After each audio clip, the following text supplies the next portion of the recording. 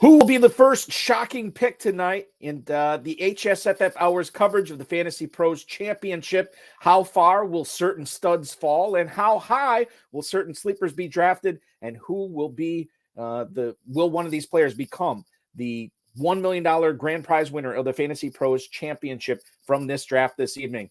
Hop aboard. We have a great show for you. I'm Eric Balkman. Ferrell Elliott is here. Stick around. Your live Fantasy Pros draft coverage on the HSFF Hour starts right now. Can't stand the pressure. I've seen greater men than need a lesson. Broadcast live and heard around the world, you are now watching the most entertaining hour of radio on the planet. Welcome to the High Stakes Fantasy Football Hour presented by myffpc.com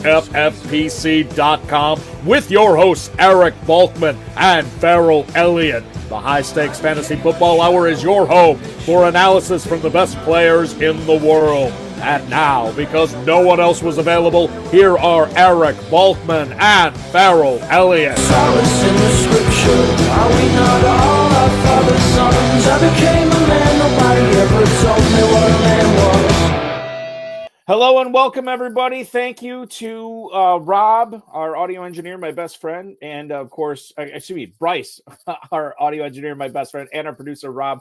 Welcome to live coverage of the Fantasy Pros Championship right here on the High Stakes Fantasy Football Hour. I'm your host, Eric Balkman. You know me from the Fantasy Pros from the Fantasy Football Players Championship, the RotoViz High Stakes Lowdown, the High Stakes Fantasy Football Show on the Better Sports Network as well. We're going to have live draft coverage once again tonight. These 12 drafters are all gunning for a $1 million grand prize in the Fantasy Pros Championship. Want to remind everybody, if you want to take part in that and go against these guys, you can. 2024 Fantasy Pros Championship drafts are filling up each and every day. You can sign up right now at myffpc.com. We're going to have a ton of them this weekend. The midnight draft, which I'm commissioning tonight, will be there as well. It's open for business. You can definitely sign up for that. It's a $6 million prize pool as well, so there's plenty of action there. The $1 million grand prize is also available in the FFPC main event, which you can sign up for at myffpc.com. The FFPC Best Ball and Superflex Best Ball tournaments are available for just a $35 and $125 entry fee, $300,000 and $100,000 grand prize in those. Empire Leagues as well, Dynasty Startup Leagues are all going on at myffpc.com. Remember to like, subscribe, comment, share this with your friends, share it with your enemies, and get notified each and every time we go live. I'm going to try to adjust the screen here so it's a little bit better. Nope, I screwed it up. Sorry, I'm learning on the fly here with everybody else. I know we're almost got one round in. There we go. That is a little bit better. Let's bring in our co-host with the most. He is the commissioner of the Kentucky Fantasy Football State Championship. KFFSC.com is where you want to go. Welcome in Ferrell Elliott. Ferrell, good Friday to you, man. Hey, Balky. How are you, man? Doing good. A lot of shows this week as I'm off next week, so I'm trying to cram everything in. And what better way to culminate our week of podcasting than with you covering a live draft with me, as these guys are all going for a $1 million grand prize. The stakes are high, but that's the way we like some. Mm-hmm. Well, thank you, Balky. And there's a lot to learn tonight. There's some really good drafters in this group. Veterans of Las Vegas and Kentucky as well. And Tom Smith kicked us off with no surprise. Christian McCaffrey is one of our all-time favorite California Kentuckians right there. And it's a good situation to start your draft with Christian McCaffrey. I'll stick by that all year. Yeah, and yeah, I'm not really going to fault you for that at all. If anybody wants to take McCaffrey number one, that's totally fine by me. I think you can there's a lot other nits we can pick at rather than that. As you had said, Tom Smith is actually had the number one pick tonight, the Yum Yums 8 team. Jeremy Brock, our good buddy from Kentucky, is drafting second tonight. There's a lot of former guests of the show drafting this. John Terry is drafting third. Vladimir Dukic is fourth. Remy LeBeau, our good buddy Remy LeBeau, is hitting fifth tonight. You have Craig Bruder in the sixth hole. Frank Imbornoni, who seemingly is on every single FFPC live draft that we have on YouTube. He's picking seventh. Joe Ligon is 8th. Nathan Harris is 9th. Bill Wonky, another former guest of the show, is 10th.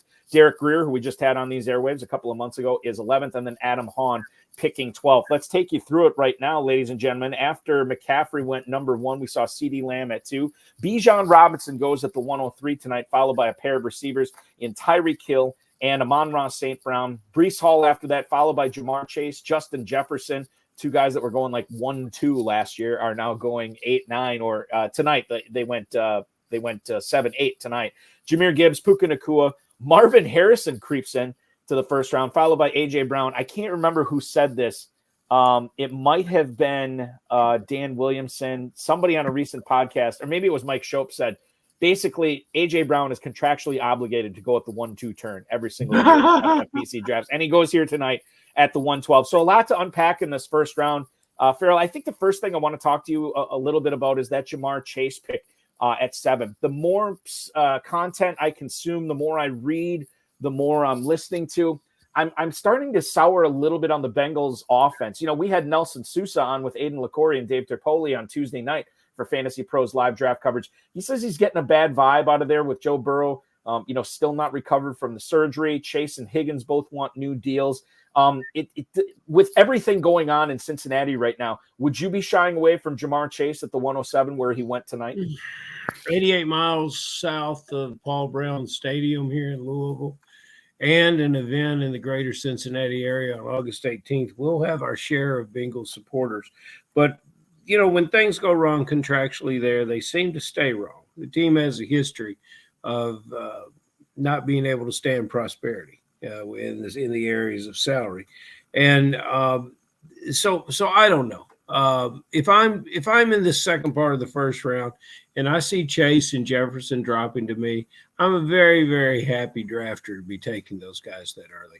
I don't think you should sire on him, but yes, he was a 1-2. He was a 2-3, sometimes 4 guy. Now he's moving backwards.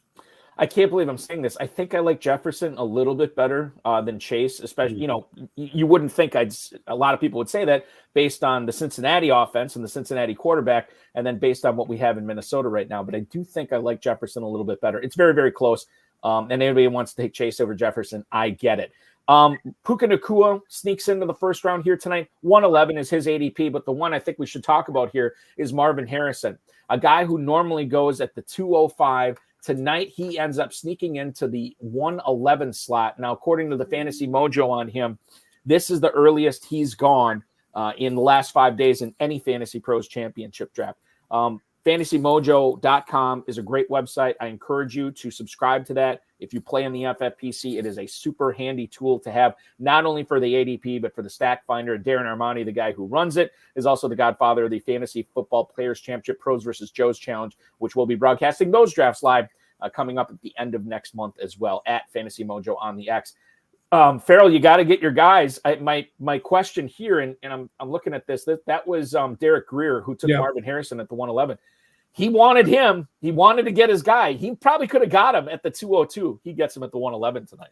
Yeah, so the mix of Adams over Brown, but you can't argue with the player if you believe in the player. And Harrison is likely to have a very big season, probably a bigger season at the end of the year. I have no complaints with what Derek is doing. He's trying to get out here and play with a little pizzazz in the first round. Pizzazz indeed, and that's what we like to see. We like to see nobody comes on these live drafts to draft an average team. Everybody wants to show out, and Marvin Harrison was a show out pick tonight, and it could end up working out as well. 3 tight ends go in the second round here. We'll get things going. Sam Laporta to team 12, followed by Devontae Adams, and then Garrett Wilson to pair with Puka Nacua for team 10. Saquon Barkley and Jonathan Taylor right after that, a couple of stalwarts at the start of the first round just a year or two ago, and now they have fallen to the early second. Travis Kelce is the second tight end off the board to team 7. Chris Olave goes with Breece Hall to team 6.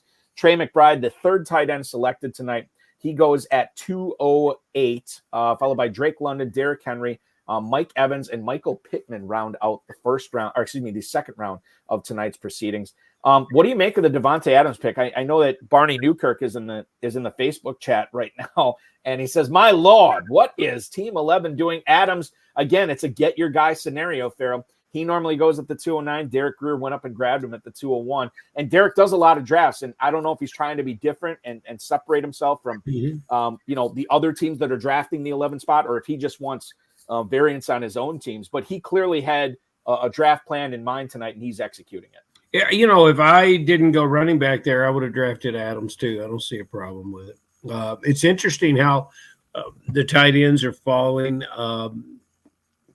and how quickly they're coming off the board. I guess that that is typical now that we're with Andrews through the third. But yeah, no, I have no problem with Team 11. And the only problem I have is when we start pointing at teams to be great or to be questionable, we don't get a follow-up on who wins these things. Right. And those are players that can deliver. The other thing that I'm noticing tonight is receivers getting pushed up a little bit. Now, Drake London falls. Chris Olave normally goes at the 210. He goes in the mid-second tonight. Mike Evans, normally 305. He goes at the 211. And then Michael Pittman normally is being drafted at the 311. He goes at the 212 tonight. Ferrell, I know you love yourself some Michael Pittman. Do you love him that much as Tom Smith does at the one spot? Well, there's the question. He's targeted his two players, and if you want Pittman, that's where you're going to have to take Pittman. Pittman is better for me than Samuel, Ayuk, Kupp, and the receivers that follow. So yes, I don't have a problem there with Pittman. Yeah, and again, you're talking about a guy who could see a lot of targets on an offense that, quite frankly, is ascending. I still think they're going to be run dominant this year. But even the most run-dominant teams are going to feature at least one receiver, especially a guy with Pittman's ilk, that he's going to get a lot of targets there this year. I'm not a strong enough man to do it, but drafting on the ends, Ferrell, this comes into the drafting philosophy of this. I think, now you always say you don't want to be in the middle of these things. You would rather be on the end? Well, every year is different, and I've had great comfort drafting in the middle this year so far. The ends for me generally seems like I have less decisions, and so I can make better decisions, and I can move players out of my mindset and focus on a smaller set of players, because as I know, as I'm going in either direction, I'm not going to get those players. So that's not rocket science for these guys. I'm Captain Obvious, but sometimes that's an advantage. What happens is, if you end up getting in a spot you don't like, and you repetitively end up drafting from that spot, you have a hard time differentiating your team. Those are all things that can happen to you, and I think the ends kind of cure that. Yeah, the ends definitely cure that for sure. We have a situation going on the far right of the board that I'm going to get into in a little bit. The third round is now complete. We saw Tom Smith get Dalton Kincaid at the 301. Deebo Samuel, the third straight wide receiver drafted by Jeremy Brock. No surprise there, in my opinion. At the 302 for him to start three straight receivers. We see real-life teammates go back-to-back to John Terry, Derrick Henry in the second, and now Mark Andrews in the third. Brandon Ayuk, the third straight receiver drafted by Vladimir Dukic, followed by Cooper Kupp, and then a bunch of running backs. Isaiah Pacheco, Devon Achane, Kyron Williams falls to the 308 tonight, and then Travis Etienne at the 309. What's interesting about that is Nathan Harris has now started his draft with three straight running backs. That's the only team that went running back to start. And then we get a lot of yellow for these last three picks here. Nico Collins, Jalen Waddle, Malik Neighbors. Now, Collins for Bill Wonky, Waddle for Derek Greer make them two of four teams to start with three straight receivers tonight. Malik Neighbors, the final pick for Adam Hahn there in the 12 spot. But Ferrell, I think one of the things that is always interesting to me, and I don't know if you've ever had this in your draft, but if you have a certain start, like three straight receivers or three straight running backs, and the team next to you does the exact opposite. Like in this case, Nathan Harris takes those three running backs, Wonky takes the three wide receivers. I think that's always interesting when you're going back to back against each other, because now you would like to think that some value is going to fall to you and you're not beating up on the guy next to you. And you're moving fast in these drafts. I'm a proponent of slow drafting. So, my head is spinning in this kind of format. So you don't have a real big, long time to break down what the next guy is going to do. But I'm always pleased when at the pick here, that's team number, 9, that went 3 running backs. I think I would have had a hard time passing on Collins there for Etienne. And I just might have, tonight, assuming that none of the other drafters would have won him, and it doesn't act like they're valuing running backs. Yeah, I might have had Etienne in the 4th. So I like the way he's counter punching here, because I believe the receivers, as we move down the board, have a lot of skills and a lot of receptions for them. So I think we can score fantasy points moving down the boards and receivers. Someday in this draft, sometime tonight, Balky, before we go off the air, these guys are going to draft some running backs, and we'll eventually see that those running backs kind of run out early. I would agree with that. And I think if you are going to go wide receiver heavy or wide receiver tight end heavy early, then obviously these teams are going to be really, really fighting amongst themselves for those mid-round running backs, guys that, maybe are only going to have a pocket of value of maybe 2 or 3 weeks this season, but sometimes that's enough to get you by. And when more than one team is doing it, and they're your neighbors, right? Now you've got a situation. If I'm going to be like Brother Greer here on Team 11, I don't necessarily want to be sandwiched between 2 teams that don't have any running backs either. Mm-hmm. There's 2 other things are players I want to talk about in the 3rd round. It's Rams moving in different directions. So we'll talk about Cooper Kupp first. He ends up going at the 305 tonight to Remy LeBeau. 401 is where he normally goes. That's a little bit more than a half round of difference in ADP. And I think it's interesting because we saw some positive news come out about Cooper Kupp this week. We saw Sean McVay telling all of us that, none of us had any idea how badly hurt he was last year. The workouts that he's doing with Puka Nacua, where he wanted to start almost right after the Super Bowl or right after the season ended, I can't remember which. He didn't take much time off. And the fact that he has looked so good, again, no pads, but he's looked very, very good in practices so far. That bumped Cooper Kupp up tonight, and I wonder what his ADP plan is for the remainder of drafting season, because I could still see him ascend a little bit more, Ferrell. I can too, and I think that's a good thing for all fantasy players to remember.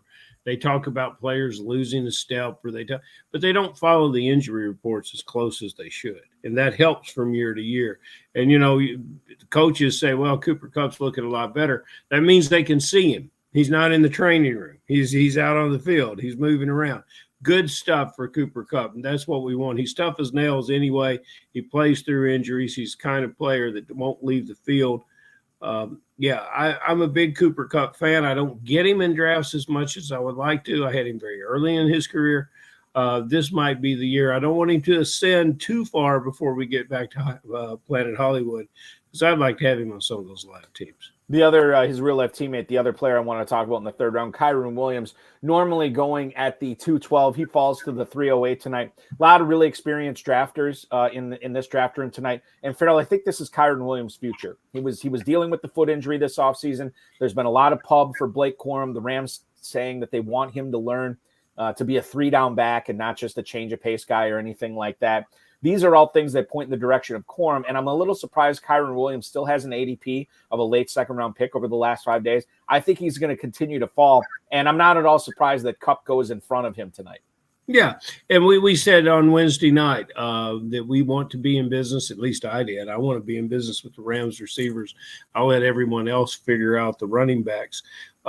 Williams, I love watching him play. He's a hard runner. It reminds me of Pacheco at Kansas City. There's certain things that I think he brings to that backfield in an attitude that other running backs wouldn't. But yes, I'm no wiser 48 hours later than I was on Wednesday night about this player, and I'm just going to basically say someone else will draft him. We had a situation in the 4th round tonight where Adam Hahn, I think it was Adam Hahn, he's in the 12th spot tonight, right? I'm not making that up. Yes, sir. He's in the 12th spot. He had an opportunity to pair A.J. Brown with Devonta Smith at the 401. He chose not to. He went with DJ Moore instead. Somebody in the YouTube chat, and I can't remember who it was, but they said it was a missed opportunity to where they could have put Smith on that team. I don't think you could have gotten Smith and Hurts, but Smith and Brown on the same team. Ferrell, where do you stand on that? Where if you can get 2 elite receivers on the same team, you think about Chase and Higgins, think about Brown and Devonta Smith, Puka Nacua and Kupp. If you don't get the quarterback, is that still something that you would look at doing? Yes, and those 2 players are elite within their skill set. Brown and Devonta Smith are 2 completely different players. Chase and Higgins are utilized differently. One is speed and one is strength, but they're closer together.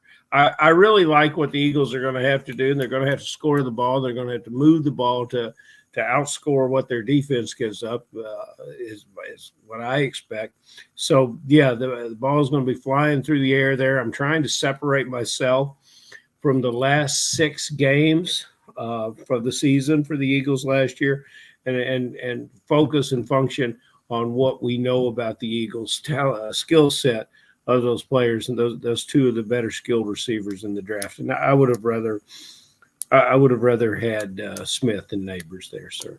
We're coming up on the end of the 5th round, but more in 4th round conversation here. Evan Engram, Ferrell, goes to Frankie Bornoni. What's interesting about that is his 2nd tight end. He's in the 7th spot tonight. He had Kelsey in the 2nd round. He gets Evan Engram in the 4th round. You know, I'm seeing Engram more and more be the first tight end off the board how do I want to say this?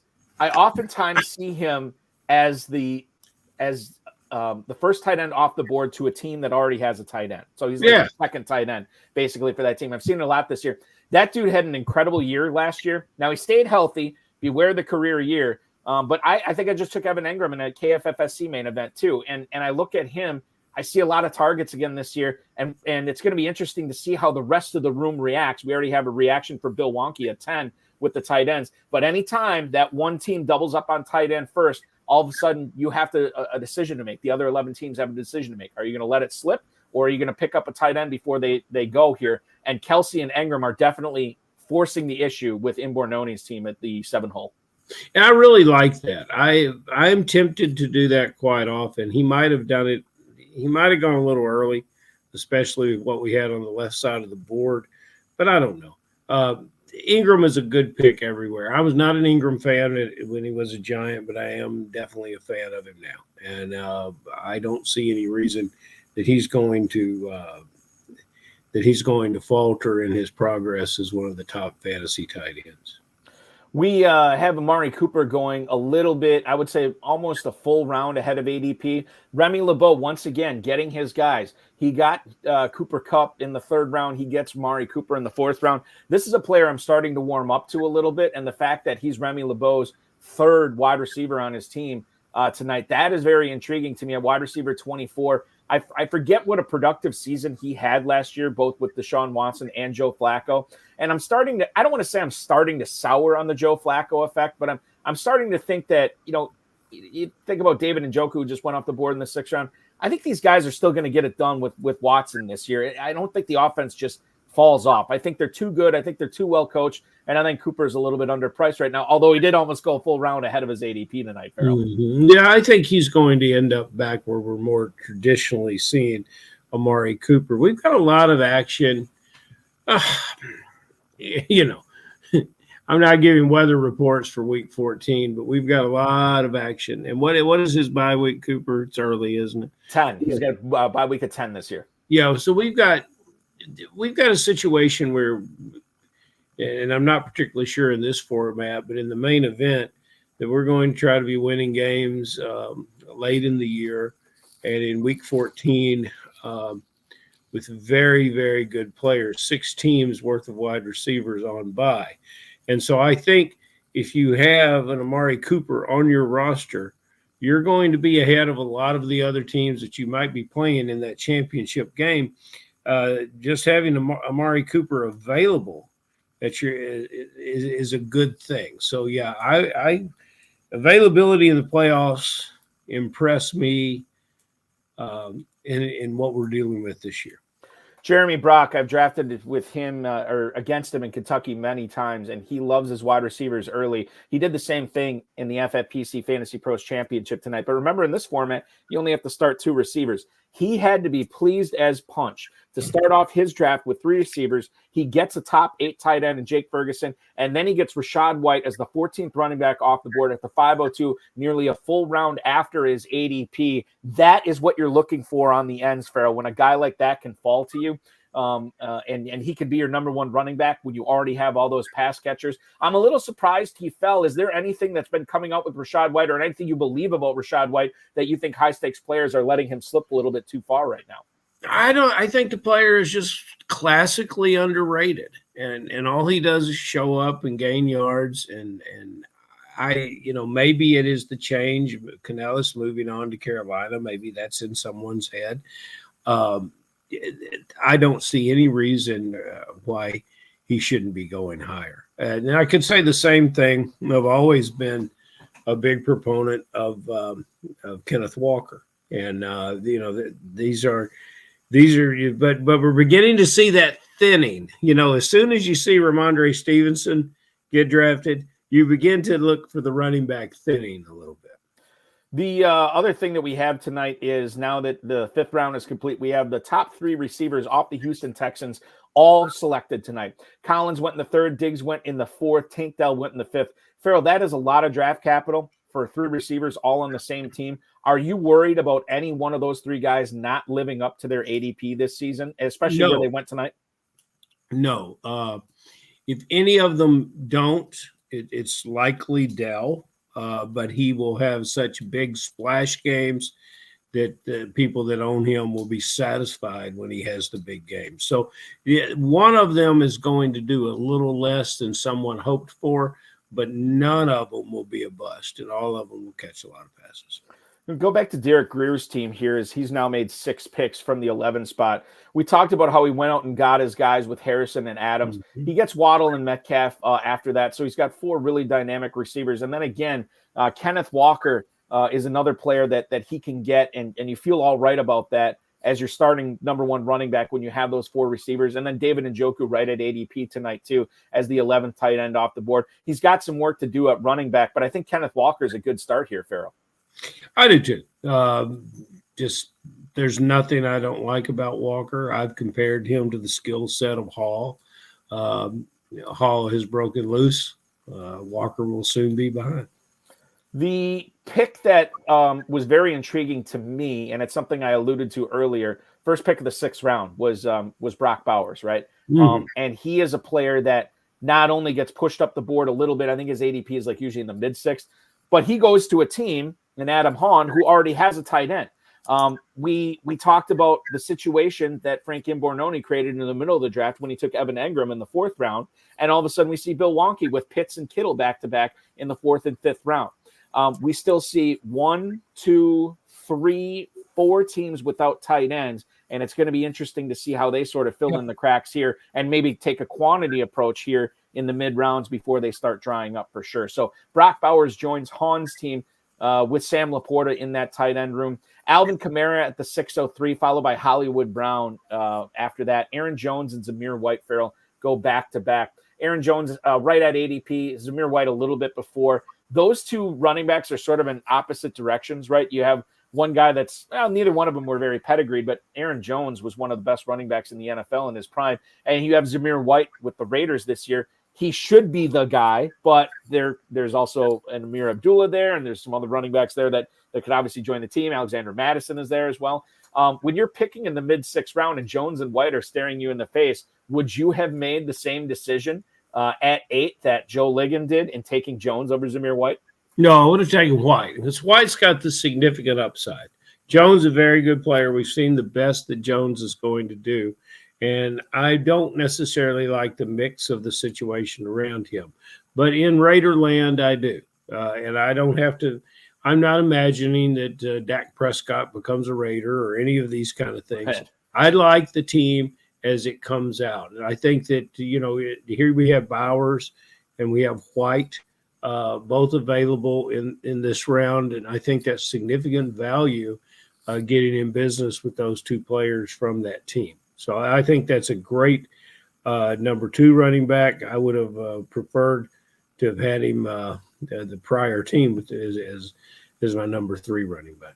I always say it's a young man's game, right? And Zamir White's significantly younger than Aaron Jones. I want to get back to what Jimmy Williams is saying in the chat right now. He's noticing in his leagues this year that there's a lot more 2 tight end teams by round 6 that he is seeing in his FFPC drafts this year. Ferrell, you've done a lot of FFPC drafts. What's the proper way to handle this? I guess some of it depends upon team construction. You like to force the issue sometimes with your tight ends. Where have you been getting your second tight end in your drafts this year? Have you been trying to get it by round 6? I have. Okay. Anywhere between Ferguson and Freiermuth. Occasionally I've done what our drafters done here with Evan Ingram, but usually between Ferguson, Bowers, and Freiermuth, and I do love having that player. And the guys in the chat, and maybe I led them down that road talking about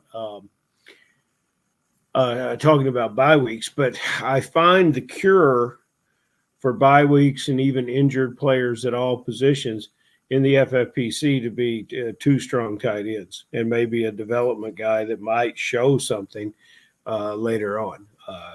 Maybe in the double-digit rounds, playing a little keep away with other tight ends. Yeah, I think if you can pull that off, it's smart to do. I think in a KFFSC draft, I usually like to lead the draft with 2 tight ends. If I was drafting the FFPC, I definitely would want to have 3, given that tight end premium. I think it's always important to have that third tight end. Now, it kind of depends upon team construction. Maybe if you go with one of these top 5 guys, you're not drafting a third tight end. But I don't think it hurts either. The player I want to talk with you a little bit about was Jonathan Brooks here to Fozzie Dog. That's Jeremy Brock from the 2-hole tonight. Now, he had Rashad White fall almost a full round to him to get him in the early 5th round. But then he reaches, and reach is not always a bad thing because you want to get your guys. He reaches almost a full round to get Jonathan Brooks. My concern with Jonathan Brooks this year, Ferrell, is that this is a guy that may not be ready to go at the start of the season, or maybe won't play to the level you would expect Jonathan Brooks to because he's coming off that ACL tear. I like the White pick, but Brooks is your second running back. I don't know if that's enough for me with Jeremy. Given the way he started with those receivers, I might be pounding running backs hard here in the middle rounds because I don't know if Brooks is going to be a contributor maybe until later on in the season. I think I will too. But, the Fossey Dog has his own way of doing things, and you look a little askance at it sometimes, but at the end of the day, he's always in the mix. And, usually he's doing it from the 12 position. So his whole world is off its axis right now, drafting from the number 2 position. But, I think you're right. He's going to bounce back with running backs. There were guys I liked better than Brooks, but, there's a lot of youthful he went veteran receivers. So he's going to go youth at the tight end running back position. He's getting those rookies in there. Possibly. He did go back to the wide receiver well at the 702 tonight with Ladd McConkey. That is a really interesting situation you have in Los Angeles this year with no Mike Williams, no Keenan Allen. You have Quentin Johnston, who I don't know. I'm not a fan of. I don't think he has a sophomore leap this year. I think Joshua Palmer is what he is. He's going to flash, but he's not going to be the guy. But Ladd McConkey could be that guy, and Jeremy might have struck gold here at the wide receiver 36 at the 702 tonight. Is it gold or is it fool's gold for McConkey at that price, Ferrell? I think it's gold. And I think it, again, an ascending player. To mix with his veteran receivers is a good guy to have. I really like what he's done receiver-wise, and he's got one of my favorite tight ends. And Jake Ferguson from the University of Wisconsin. Get that in there, Buck. Absolutely. Yeah, I'm going to plug my state. Let's talk about Frank Imbornone's team from the 7 spot tonight. So he gets Jamar Chase with his first pick. We talked about how he doubled up on tight ends. He gets Patrick Mahomes. We talked about his Zamir White pick. But look what he did for his second wide receiver and third wide receiver tonight. He goes Rashee Rice at the 707, Xavier Worthy at the 806 as his number 2 and number 3 receivers. Now, I think that's interesting in best ball, How does that philosophy grab you? Again, looking at what he has structured in the first 6 rounds and then knowing his number 2 and number 3 receivers are both going to be on the same team. Fine for best ball because you don't have to worry about when to start them. This format, though, you do. Well, he's assuming that if one of them is not available, the other one will be, and that position is worth more than a 7th, 8th round pick. And you can make that solid argument. Plus, he's stacking them with his quarterback. So I'm okay with that.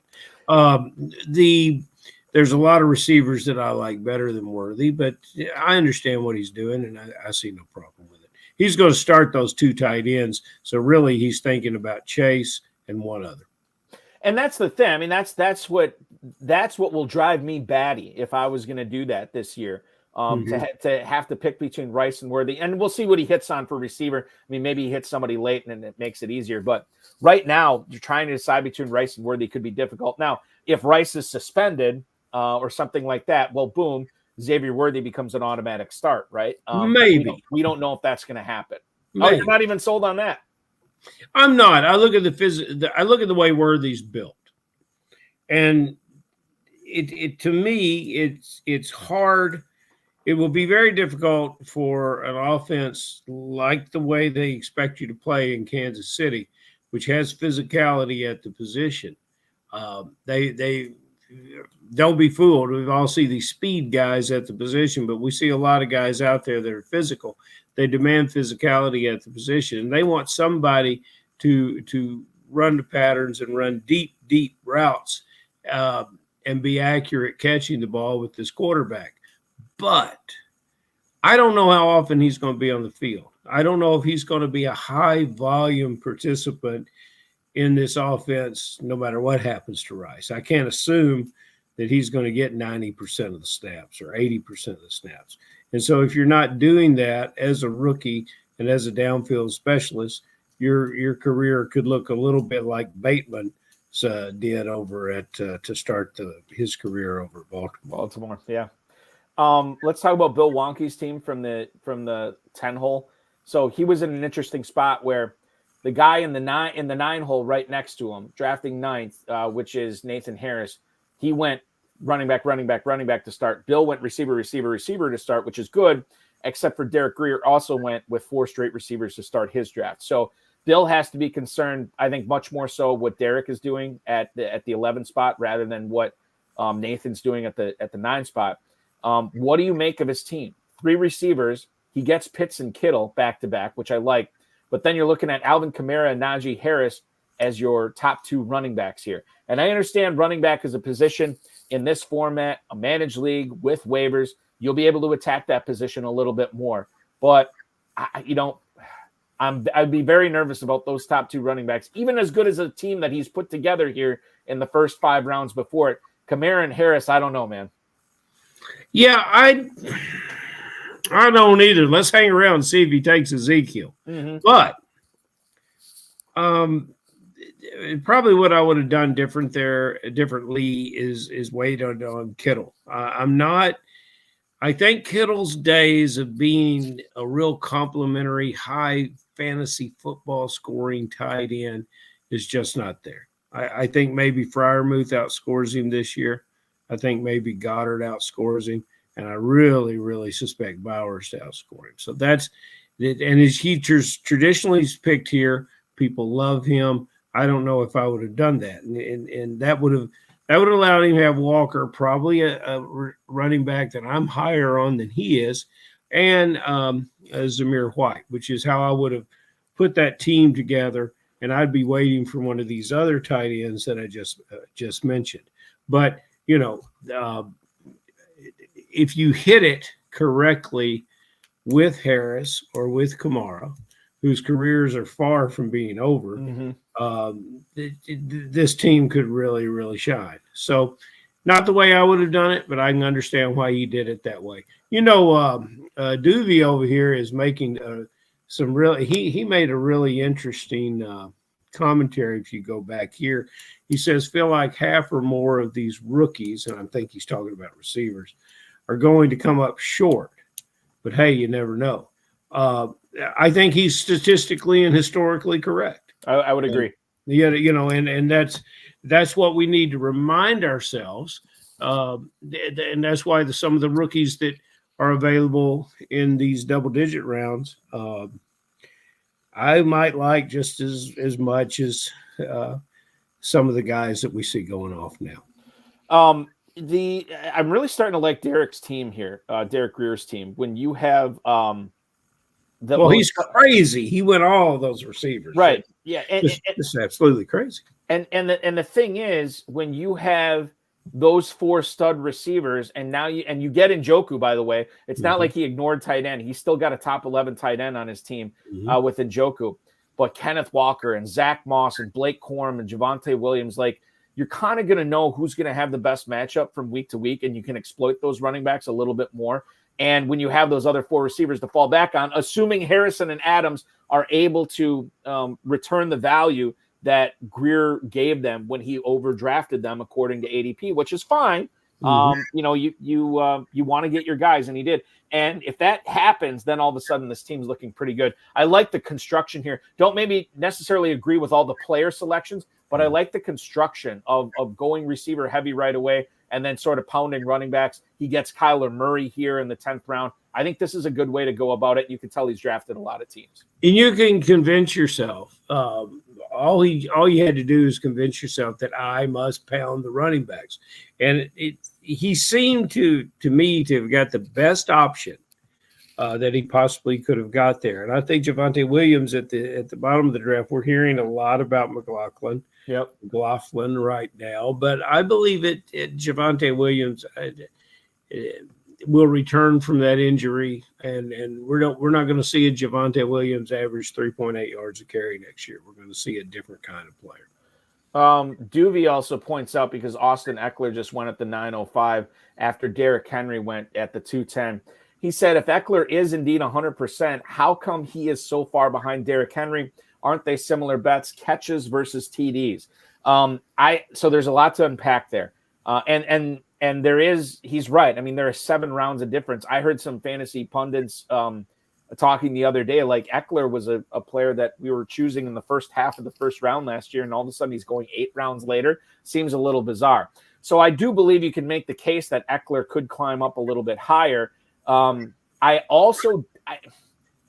is a non-zero chance that it wasn't an injury. It was actually age that he was showing last year, and that's not going to get any better. And I don't believe his offensive line is near as good as Baltimore's, and this could be the best offensive line Derrick Henry's ever run behind. I would agree with Duvey that Eckler should be going higher, and I probably wouldn't take Derrick Henry at the 210. But I still think like the upside with Henry still continues to be a lot higher than Eckler. I think Henry will score more fantasy points than Taylor and Barkley. And I think Eckler will outscore most of these guys that are being drafted in front of him from the 5th round down. And that's they shouldn't be any closer than they are. I'm a big Henry supporter, and I know what I have a very, very strong inclination of why Baltimore took him. And the watching the Ravens is going to be the game that will take me off of the red zone and onto the Ravens versus their matchup. Maybe I'm going to have dual screens. Yeah, you might have. It's probably just a good idea to have that in general. That's what I do every Sunday for sure. We've been talking about the right side of the board quite a bit, Ferrell. Let's get over to the left side of the board specifically. Some guys over there. Yeah, Tom Smith from the 1 spot tonight. If you look at you just look no further than the color, right? I mean, he is a rainbow over there. Whereas a lot of the guys on the right side of the board went with blocks of green, blocks of yellow, even blocks of purple to a certain extent. I wonder if Tom, drafting from the 1 spot, looks at this like, okay, I'm on the end here. I kind of got to pick and choose not only to build my team the right way, but take value when it comes. So he's got a very balanced team. He's got 3 running backs through 8 rounds. Through 11 rounds, he has 5 receivers. He's already doubled up on tight ends, 2 young guys in Kincaid and Musgrave, and he has Anthony Richardson there as well. It's interesting, the dichotomy of all the different ways you can build a team. Tom's taken an interesting approach tonight, just not necessarily going out of his way to grab guys, but catching the value when it falls to him. He's another guy that's done a lot of drafts this year too. Yeah, and find me a player on his team that you don't like. And find me a player that you say, wow, sky's the limit for this kind of player. Yeah. He could be amongst the best. He always is, There's not a player there that even has any potential of being a bust in their respective offense. Scott Hoyt is watching this on Facebook, longtime FFPC player. And he points out John Terry's team at 3, which I don't think we've mentioned at all. John Terry does a lot of these live on YouTube drafts as well. And he's one of these guys that always sneaks below the radar for me because I just because I kind of always expect him to draft a really good team, and he always does. And I just fully expect it, so I don't talk about it enough. But let's talk about John Terry's team here from 3 because Scott Hoyt's loving it. He started off with Robinson, Henry, Andrews, and then pounded the receivers with Diggs and Kirk and Ridley and Hopkins. Odunze went back to the running back well with Devin Singletary. And then he gets – I love this pairing of quarterbacks here, pun intended, Love and Daniels. Now, say what you will about it. Yeah, I love my Green Bay Packers. But at the same time, Jordan Love is an ascending quarterback. I'm still not convinced that he doesn't take a bit of a step back this year. We've seen it with a lot of quarterbacks before. I don't think he's going to be awesome all season long, but I do think he's worth the 10-10. I think he's worth the quarterback 10 pick. And then you have Jaden Daniels going right after him, a guy that, quite frankly, if things fall right, he could be like a top 7, top 6 quarterback this year in fantasy. So to get those two guys when you already pounded all these other skill position players, this is another strong draft through 11 rounds from John Terry, who has won a boatload of cash in the FFPC. I love everything about this team. I thought that Kirk, who I value as a player, I thought that maybe Kirk was a little earlier than what we've been seeing with him. Odunze, they're talking about installing as a return man. I found that very interesting. And then Singletary. I think that's one of his better picks because this player has a defined role and a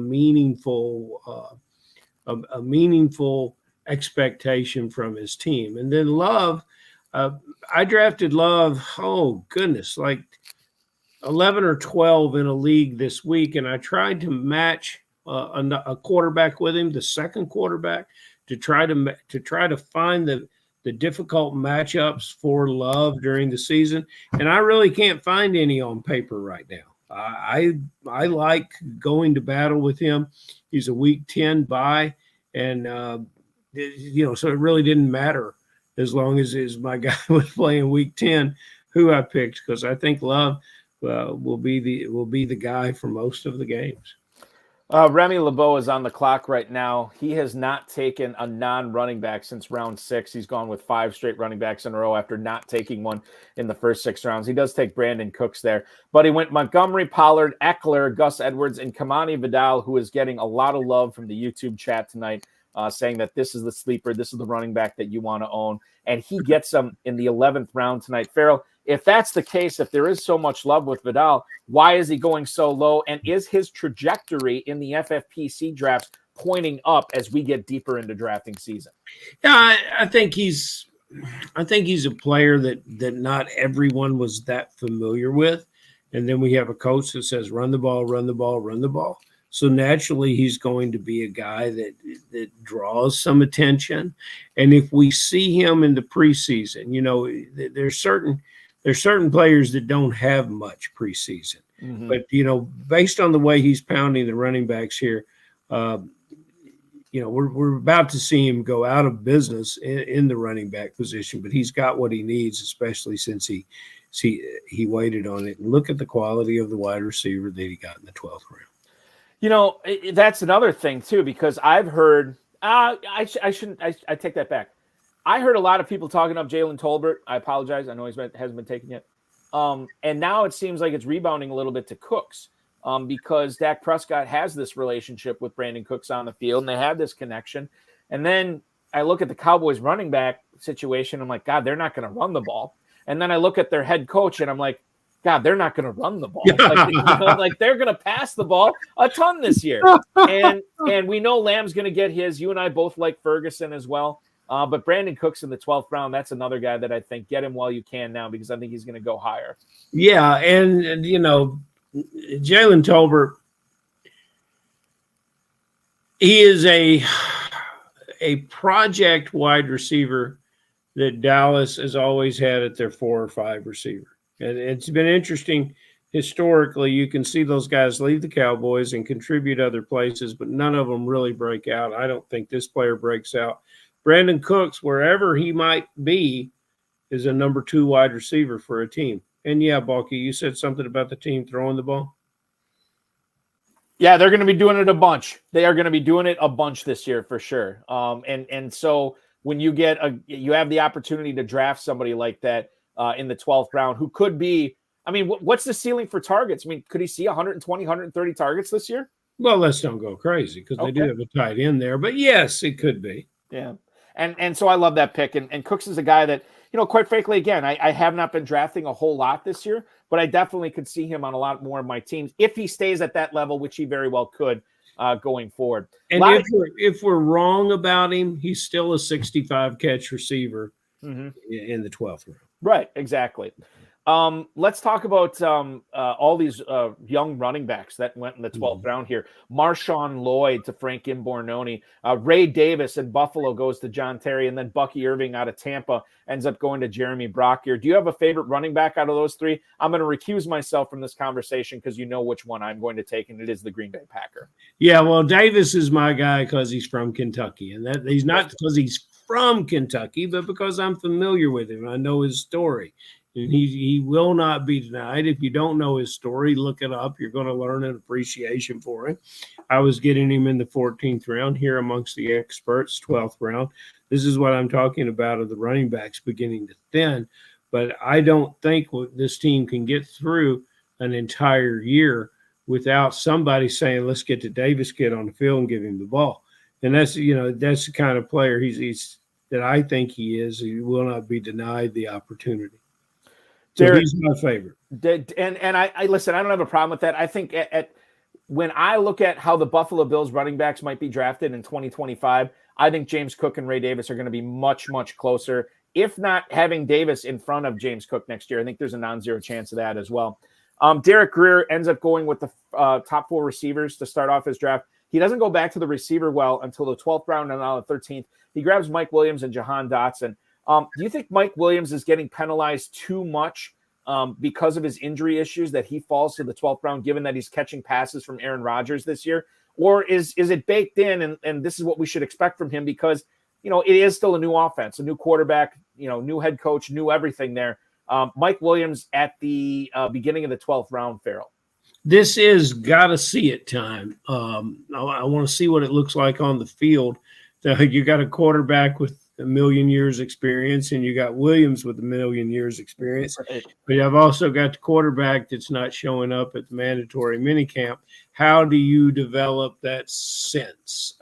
Plus, he has Malachi Corley there, who I expect will play and will contribute.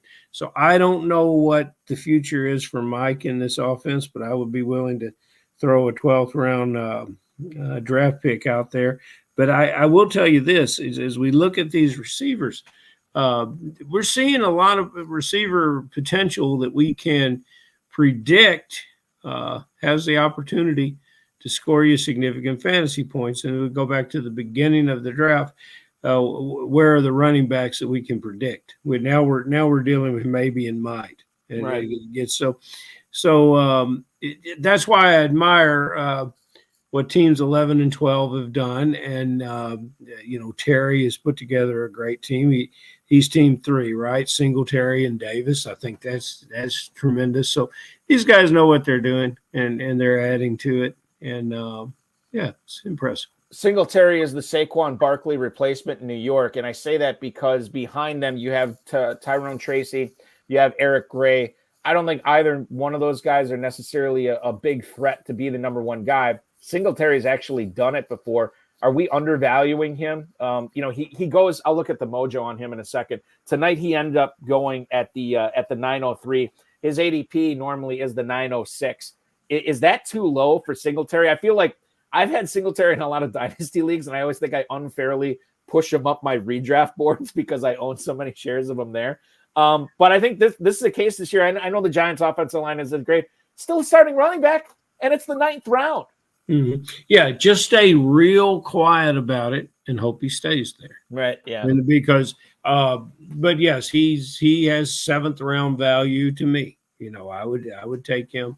I would have no qualms about taking him and getting him in my lineup. Yeah, especially at that price. I mean, that makes perfect sense there. So the Indianapolis Colts just had 2 receivers picked in the 14th round of tonight's live draft coverage. Josh Downs at the 1403, and Adonai Mitchell at the 1407. Ferrell, between those 2 players, and let's throw team construction out of this, which Colts receiver would you rather have in the 14th round tonight? Would you rather have, and again, for redraft, would you rather have Downs or would you rather have Mitchell? I like big receivers. I like big, strong receivers who can move. And that's exactly what Mitchell is. So that's where I'm going. Are you surprised the difference? I mean, you look at Caleb Williams was the 101 in the NFL draft this year. Jaden Daniels was the 102. Yet it's Daniels going in the early 11th and Caleb Williams not going until the mid 14th. He ends up going to Frank Bornoni here to back up Patrick Mahomes. That seems like quite the disparity. Is that the way you see the seasons going? Is Caleb Williams that much further below the type of year that Jaden Daniels is going to have in Washington? We just don't know. And there's a lot of suspect around the players' timing issues. The 3-man pass rush that he dealt with, and it took him a long time to get rid of the ball. And you can get rid of you can do that in college, but you can't necessarily do it in the pros. And there's a lot of curve at Chicago, both for fantasy and for execution of real football. For a fantasy situation with Daniels, especially with the players that are around him, you begin to think, well, for fantasy purposes, this makes a little more sense because of the way all the players are lined up around him. Right. One of the climbers over the course of the last month or so, getting back to Washington here, has been Ben Sinnott. Adam Hahn takes him tonight at the 1401 from the 12 spot as his 3rd tight end behind Laporta and Bowers.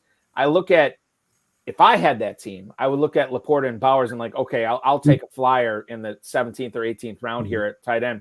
But that wasn't the way that Hahn took. He went with Ben Sinnott here. What is your read on the type of season he's going to have this year? Are you with these FFPC drafters, Ferrell, that continue to push Sinnott higher and higher up redraft boards? I think this is legitimate with where he's going. I don't think Mr. Hahn should have taken him here, but he could come on and defend his pick and tell me why he really likes the player, and I would easily agree with him. I just see, we just talked about Mitchell. I'm a big fan of Pearsall. I remain a big fan of Adam Thielen. And, Team 12 has how many wide receivers, Balky?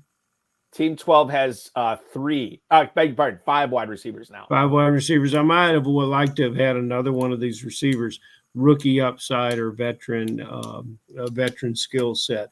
Because I do not believe that Thielen is going to go away in that offense. I think you're looking at a 70-catch player, and there's certain situations that might suggest that in matchups that he'd do better. What's interesting about Carolina, and you bring up Thielen, like Deontay Johnson, I think does a lot of the things really well that Thielen does really well. And they also have Ian Thomas, who's been standing out in camp. They invested in the Jatavian Sanders. I don't know who the deep threat is, if Leggett is going to be that guy that gets down or Mingo. But they have a lot of guys that I think are going to give Bryce Young, and I don't necessarily know if this is a good thing. I'm going to paint it as a good thing. I don't know if it's a good thing. But, Tom Brady, I'm using Tom Brady and Bryce Young in the same sentence. So just go ahead. Bear with me here. I know this sounds ridiculous. Tom Brady said for years that the NFL game is won within the first 10 yards of the line of scrimmage, right? And you have all these weapons there that really excel in being possession receivers, guys getting open over the middle, maybe not game breakers, but guys that know how to get open to keep the chains moving. You have Jonathan Brooks in that backfield as well. And I wonder, I know you will have to lid lift at some point, and maybe Mingo and Leggett are the guys that can do that. But I think there's a lot of options there in that, in that possession receiver archetype that Carolina has.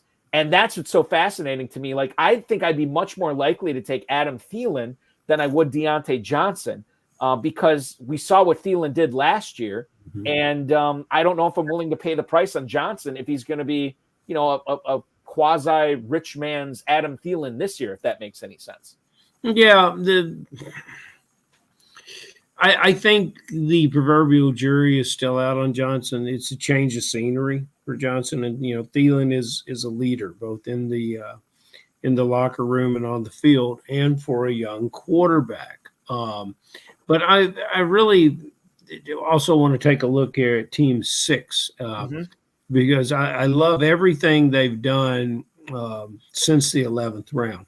And Jacoby Myers, let's just I'm not banging the drum for all the Raiders, but I certainly am banging it for Jacoby Myers. This is a perfect receiver. We're talking about how we like, and we've seen it in the chat a little bit, how we all like these strong, big receivers. Yeah. What is Jacoby Myers? He's done it for years. He's strong. He's a big receiver. How many catches did we get last year from Pittman when he was working with Minshew in that offense? The same sort of accuracy, downfield capabilities exist with Myers. I really like that matchup. And it amazes me that this player is available in the 11th round. The other thing I'll point out with that's Craig Bruder's team who's drafting 6 tonight. Look at these last few picks, like Jaleel McLaughlin, A.D. Mitchell, Xavier Legette, all young players and players with unknown upside. Well, those are the players you want to take at this point in the draft. McLaughlin and Mitchell and Legette could all hit, which is probably not likely, but one of them could. And then the other two become expendable on the waiver wire, and all of a sudden, boom, you have a guy that you can maybe not necessarily count on every week, but definitely count on when the matchup is in their favor for sure. So that's a good job, as you pointed out, by Bruder there to get those 3 young guys. We were talking about let's go to the chat because there's been a lot of good messages in there about some of the latest picks. Doovie says, I can't help to think Khalil Herbert is going to be an impact guy this year. He's produced every chance he's had. Someone gives him the chance, he could smash. Now, Khalil Herbert ended up being drafted tonight at the 15-10 by Bill Wonky. And Herbert, Herbert's a guy that I'm fine taking some stabs at, but I don't know how I feel about him on that team. Like, I feel like the Bears needed to get somebody else to fulfill that third running back role and let Herbert go, because I know they like Roschon Johnson. They obviously like DeAndre Swift as well. I just don't know in redraft how long I can keep Herbert on my team as long as he's the third guy for the Bears. That's the truth. You want to get guys a little bit further up the depth chart. Boy, we have had some great commentary. Boy, these drafts bring out the commentary, don't they, Paul? Yeah. In every round here, and the kickers are going too early, but in every round here, you see great value. I'm very impressed. We move over here to team number 12. That's Mr. Hahn.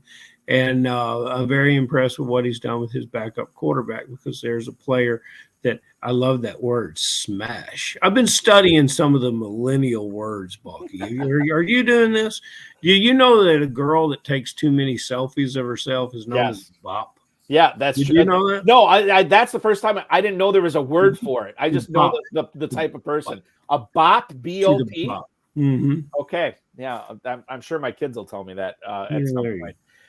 Let's go back to the YouTube chat. Roderick Dobson, who's been chiming in with a lot of good stuff tonight. John Mechie is being steamed up by his quarterback and head coach. Can Stroud reasonably support at least 4 wide receivers and a tight end? Roderick, I'm pretty confident in saying no, he cannot support 4 receivers and a tight end. That is mission impossible, if you ask me. I don't see that happening. The good thing about Mechie is he is going so low right now. So if you want to draft him with one of your last few picks, go ahead, do it, and see what happens in the first few weeks of the season. I think Schultz is all right. I think he's going to be okay this year. But those other 3 receivers just make it it's going to be really, really tough to be the 4th receiver in this offense and maybe the 6th passing option. So no, I don't see him supporting that much. Ferrell, you want to weigh on that? In on that? And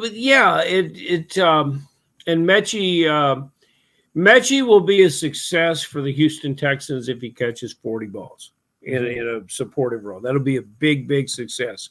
And but in his limited role with the team, if something were to happen, one of those other players, I think you'll see enough of Mechie to say this could be a replacement receiver for me should someone at Houston get banged up.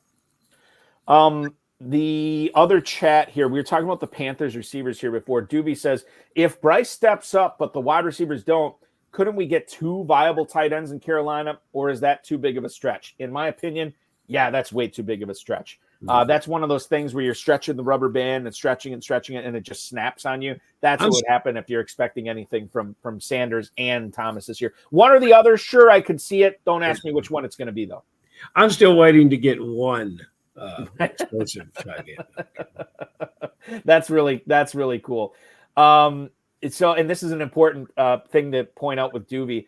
Are they still allowed to fade defense and kicker until first waiver run? No, they are not. You gotta be legal, dude. Right? Yes, get a legal lineup. Gotta have a legal lineup. So everybody will have to draft a legal lineup, which includes 1 kicker and 1 defense as they start going off the boards here. I think Brandon Aubrey was our first kicker off the board at the 15 to Derek Greer tonight, in the 15th round to Derek Greer tonight. Ferrell, a guy I've been kind of getting excited about a little bit, ended up going to Bill Wonky here as wide receiver 76 at the 1603 tonight, and that's Wan'Dale Robinson. I understand Malik Neighbors is going to get all he can handle, right? At the New York Giants all-you-can-eat buffet, Malik Neighbors is bringing 2 fully loaded plates back to his table. That's how much the Giants are going to give him. But Wan'Dale Robinson, I don't think we should forget about him. You know, he's probably bringing back the side of crab legs, but he's still got the big, he's still got a big piece of steak on his plate. I think he's going to be interesting this year. I know Jalen Hyatt is getting some love. Permar's not in the chat right now. Every time I bring up Jalen Hyatt, I think Permar dies a little bit. But Jalen Hyatt has been getting a little bit of love. I think Wan'Dale Robinson's really intriguing, and I've talked with some players, high stakes players who are also Giants fans, and they really think that Wan'Dale Robinson's going to be pretty active in the slot this year. And to get him in the 16th round, he's not a guy I want to get in every draft, but I want to get him in a lot of drafts. 10, 11, 12th round for the Kentucky rookie when he came out, as I recall at Planet Hollywood, sometimes 9 round. And, Sterling Shepard has finally left the building, Balky. So, yes, there is significant upside for Wan'Dale. Don't wait too long, but that's a player I like. I take another wide receiver that I really, really like, Rashad Bateman. That's a player I can get behind at this cost, because I think over the last few games last year, I begin to see things in his game that has changed, and the way that his running back or his quarterback is going to attack the game this year is going to be different. I really like Bateman and Likely in that offense. Is Likely gone yet? Yeah, he went. I saw him go 13-3 at the tight end. Yeah, there he is tonight. Yeah. Which is interesting. John Terry takes Likely there with Andrews. Normally, I'm not a fan of drafting a player's backup. But you normally think about that situation as a running back thing, not necessarily a tight end thing. When you're going for $1 million, as all 12 of these guys are doing, does it make sense to grab Likely if you have Andrews? Yes, very much so. And matter of fact, in drafts that I would be very aggressive in picking up Likely if I couldn't make my decision, and I realize that guy as Andrews is close to me. Likely is going to shoot up the board because I'm going to get that player. That is one of the greatest handcuffs to steal this year, and I think Likely, even with Andrews, could have some standalone value in this season. What about the 1705 pick tonight, the 80th receiver off the board? He goes to Remy LeBeau as his number 7 receiver. Luke McCaffrey, a guy in a lot of my dynasty rookie leagues I missed out on because it seemed like he was always going higher than I was willing to take him. What are the chances he ends up being the slot guy for Jaden Daniels this year? Much, much more than your 0% of no. I know. These are just people that know how to play football. Yeah. You want to invest in players that come from a football culture, and this player will get it. He'll understand where to line up. He'll understand how to be a player when he's not on the field and not at practice. You're investing a 17th round pick in, but if this was the Big Short, these would be the AAA bonds, buddy. This is where it is. The team from the 9 spot tonight, we've been talking about him a lot, and I want to bring it back to Joe Ligon's team because he was the one team that started off with 3 running backs.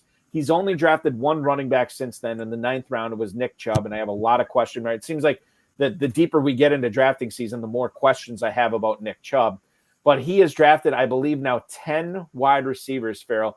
What do you make of this drafting strategy in a managed league where you have to submit waivers, you have to submit lineups? I'm fine with this in a best ball. I think it could work out. But when you have to pick 2 of those receivers, maybe more, out of 10 every week, that can be a little confusing and tough to do unless you just look at this from the standpoint of like, okay, some of these guys are going to be gone by the time August and September rolls around, and I'll fill it with other positions. But this is an interesting strategy when you're drafting in late June to load up on receivers after you start off with 3 straight running backs.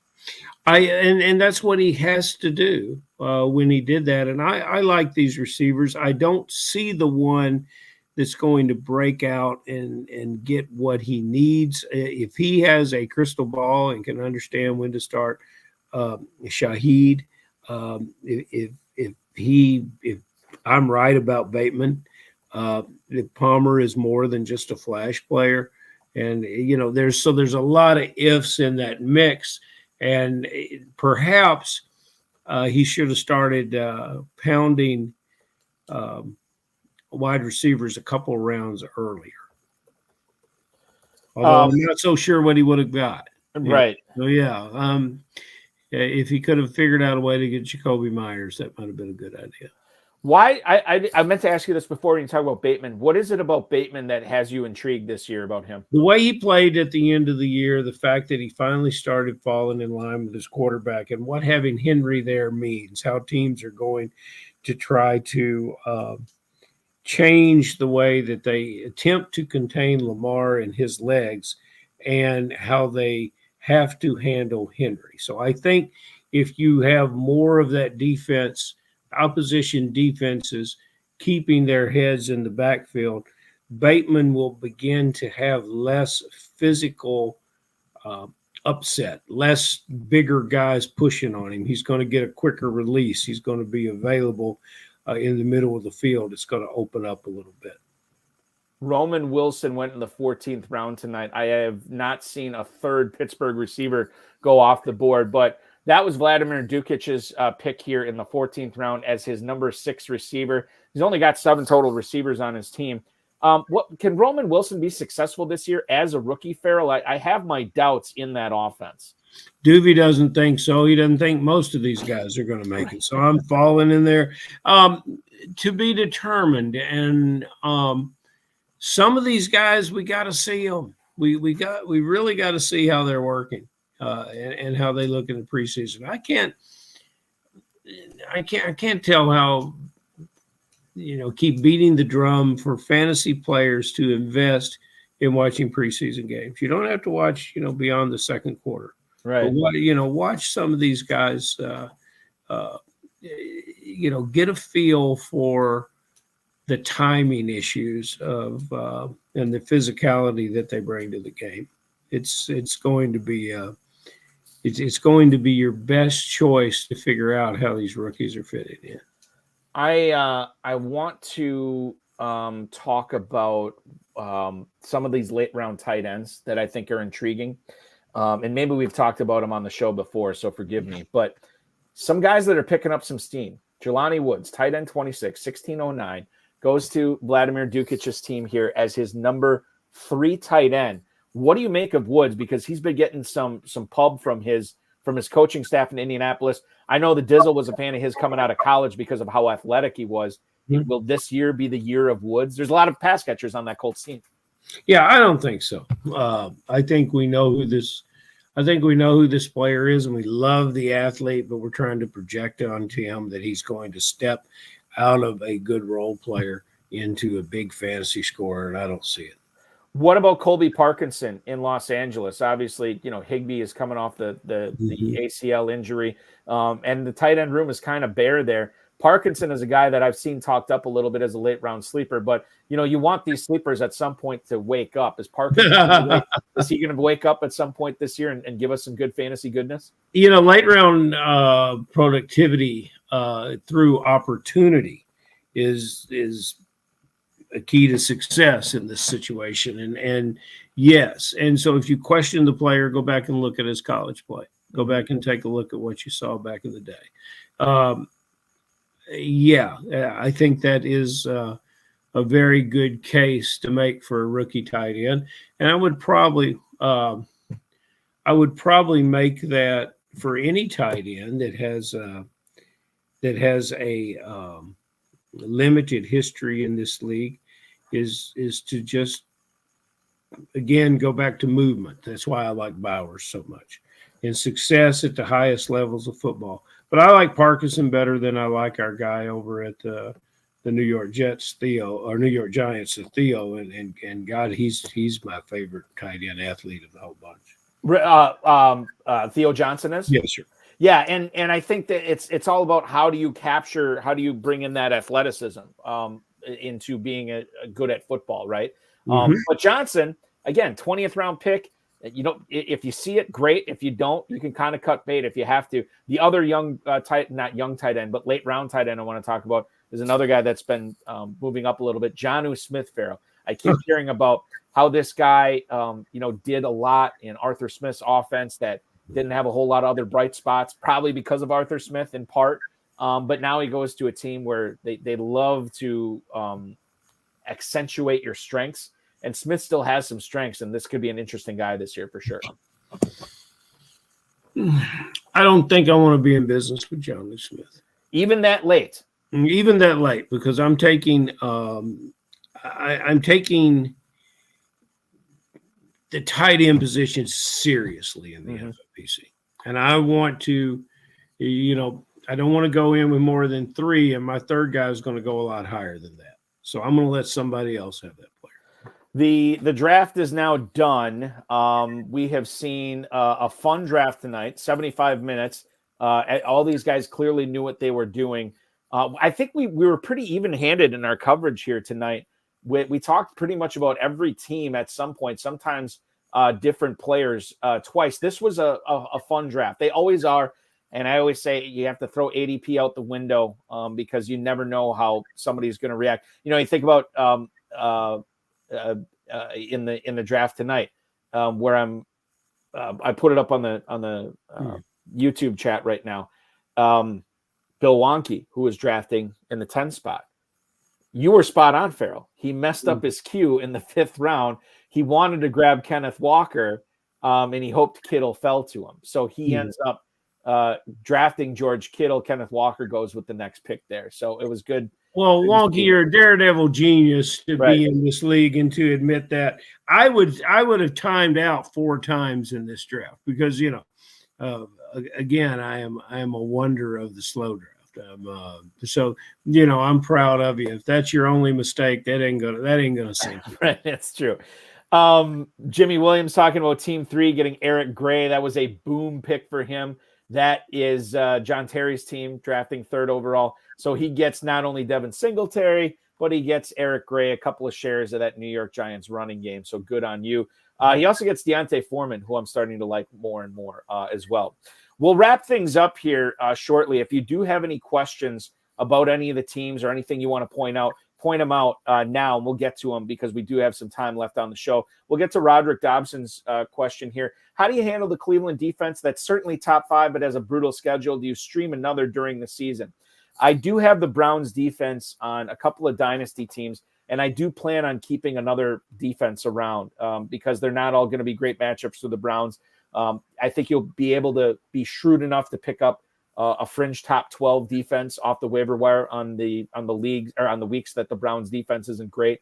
Typically, I like to stream defenses anyway, Ferrell. I don't like to trot out the same defense every single week, no matter how good they are. So Browns are fine if you want to draft them, but know that you probably got to still soak in another draft pick on another defense too. Unless you've got Baltimore, because I understand that Derrick Henry's going to play middle linebacker some too.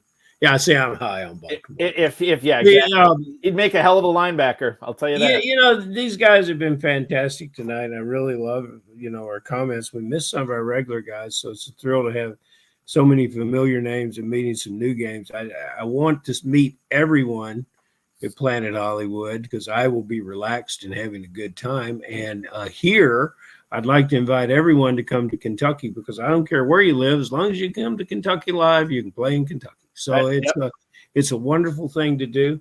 And, if anyone would like to, please let me hear from you. Just go over there and create an account because we'd like to see you. KFFSC.com. KFFSC.com is where to go for that, for sure, Ferrell. And I would encourage everybody to do that. You got to come to Tom Smith. We've got at least 3 of the guys that drafted tonight. Tom Smith and Jeremy Brock and John Terry. John, I don't think John's coming, but Derek Greer is. Nice. Derek Greer's coming to Kentucky. Yeah, online and already committed for 2025. Yeah, excellent. So we're already dealing with our 2025 commitment. So. That's awesome. That is awesome.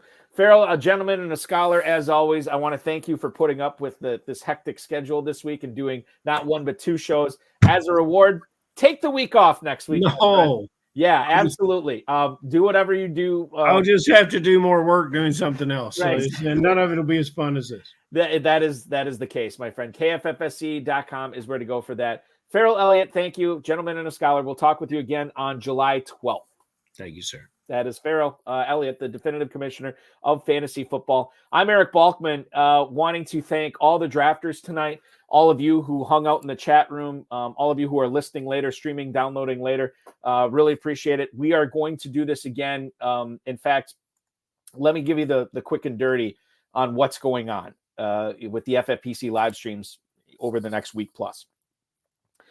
The HSFF Hour will be back. We're taking the week off next week. We'll be back Friday, July 12th at 10 p.m. Eastern Time. More Fantasy Pros Championship live draft coverage. We'll be covering another live draft that evening on July 12th.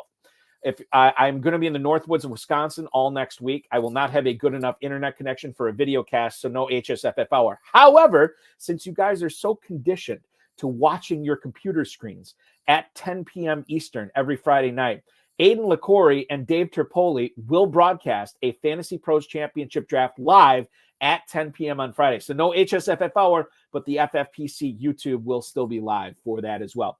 Don't forget this Tuesday, we have more live draft coverage with the FFPC. I believe it's Best Ball Tournament. I could be wrong. I think maybe it's Fantasy Pros Championship, but we'll have live draft coverage on Tuesday night for you as well. No high stakes fantasy football show next week as well.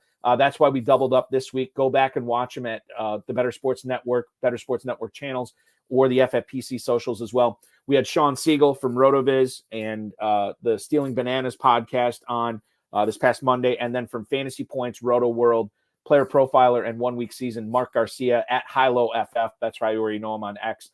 He co-hosted with me last night. Really, really good insight into game theory and best ball tournament drafting strategy for volume players, or even if you're not a volume player.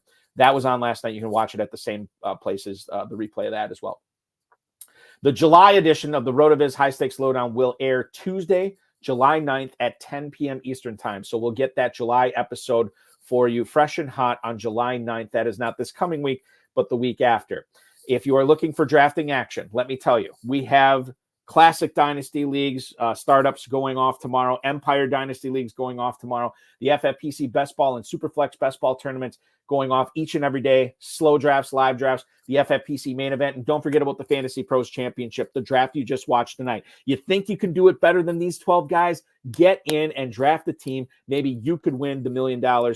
Your next opportunity to do so is going to happen in about a half hour. When yours truly is commissioning the midnight draft, we were going to get we were getting updates on how many teams were left. About a half hour ago, there was only 5 left. That one's going to fill. I'm pretty confident in it. So make sure if it's not filled yet, you're hopping in, and you could draft a team tonight as well in that format, or in the Fantasy Pros Championship, and maybe you could be the next FFPC millionaire. Remember to like this video, subscribe to the channel, comment on the video, as many of you have been doing, share it with your friends and enemies, and get notified each and every time we go live, which will be Tuesday night live draft coverage with Aiden LaCorey and Dave Terpoli. That's going to be a blast. I will enjoy my week off in the Northwoods, but I'll be thinking about each and every one of you. Thanks so much for watching, listening, streaming, downloading. It was awesome to have you, and we will talk with you again very soon. Your weekend officially starts now.